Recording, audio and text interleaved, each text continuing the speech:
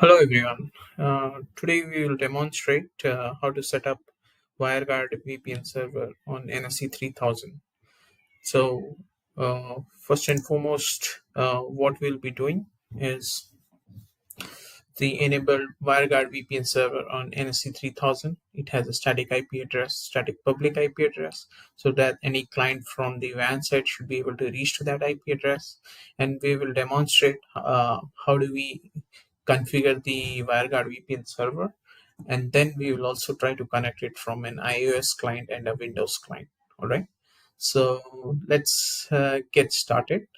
Just to give you a brief overview, what WireGuard is. WireGuard is a simple, uh, fast remote VPN tunneling protocol. It is one of the latest remote VPN protocol supported by the latest cryptography, and it is inbuilt in the Linux kernel module. So the performance of WireGuard is comparatively far better than the other remote VPN protocols such as L2TP, IPsec, or any other protocol. Right. So let's get started. Okay. Let me log into the NSE 3000. So just make sure that it is having a public IP address. So this is the public IP address that it is currently available. Okay, and it is currently configured on WAN 2. So we will set up the remote VPN server on WAN 2. Okay, so let's navigate to the NSE group. Directly go to the VPN, enable remote VPN server. Okay, so I already have the configuration here. So the default port on which the WireGuard server listens on is UDP 51820. Okay, so in case if you have any NAT device sitting in front of the NSE, then you will have to port forward this port, UDP port 51820, so that the WireGuard connection can be established. Okay. Now I have configured a DHCP pool, and then I have set up the offline interval. This is the interval in which the client communicates or updates the WireGuard server. Okay. Then we also have this split tunnel configuration, where once you enable that, you have to define the subnet.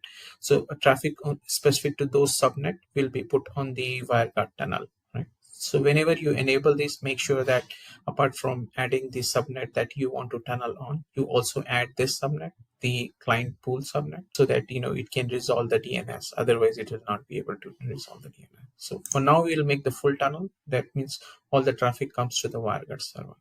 So now I'm going to go ahead and add a user. So I will say wireguard@email.com, and then I will assign a password, then enable WireGuard, and then I will select the WAN 2 port, and then I will add a client. So I will say phone, and then download the configuration corresponding to the phone.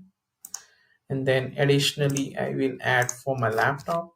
I just wanted to show how to set it up on the laptop as well.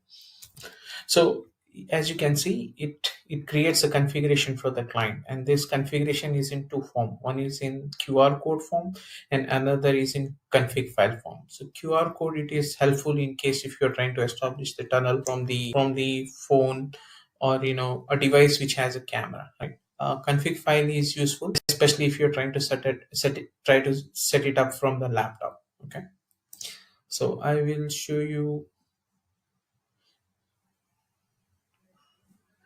Okay, so I downloaded that, and also the QR code for that. I click add, and then I click save configuration. Okay, now just to make sure that the configuration is in sync, it is trying to sync the configuration. Now what I will do is I will mirror my phone and show you how do we set it up from my phone. So I have already connected my phone. Let me just mirror it.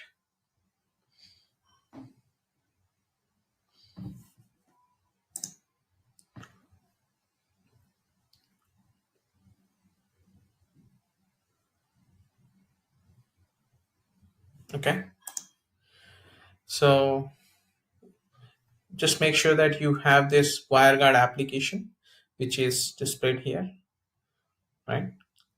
Click on add tunnel, and then it will ask you an option, how do you want to add the tunnel, either from a file or a QR code. Then you'll select the QR code, and then we'll go ahead and navigate the location. So WireGuard phone.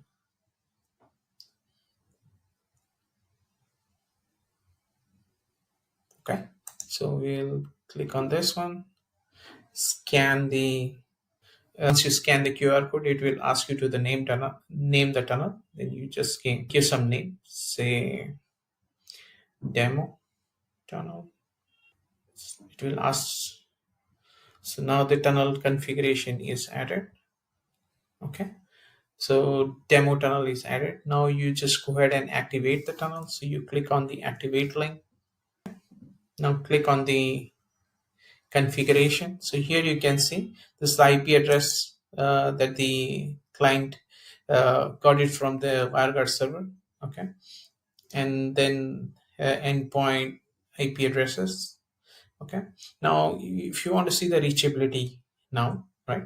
So what we will do is we'll try to ping any IP address which is on the NSE. Show you what interfaces do we have. So let's say we want to ping 192.168.40.1. Okay.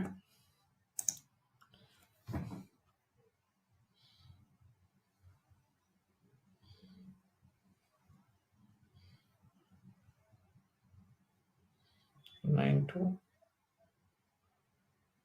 dot 168.40.1.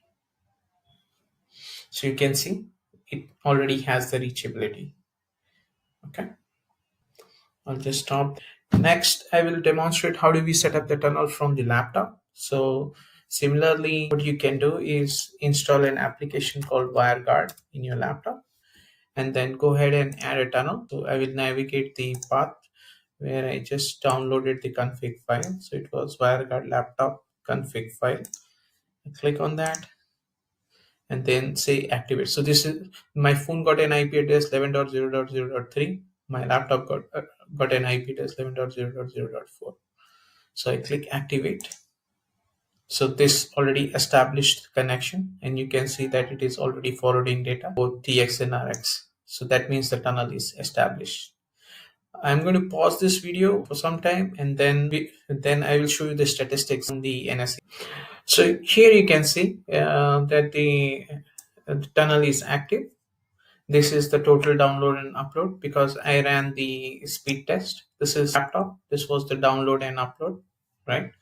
And to reach to this page, all that you have to do is click on NSE, go to clients, click on remote, and where you can see what kind of tunnel is established. The VPN type is WireGuard, and total upload, download, and the status of the tunnel active. Okay, so that's how we set up the WireGuard tunnel on NSE 3000 and view the statistics for the client. Thank you for watching.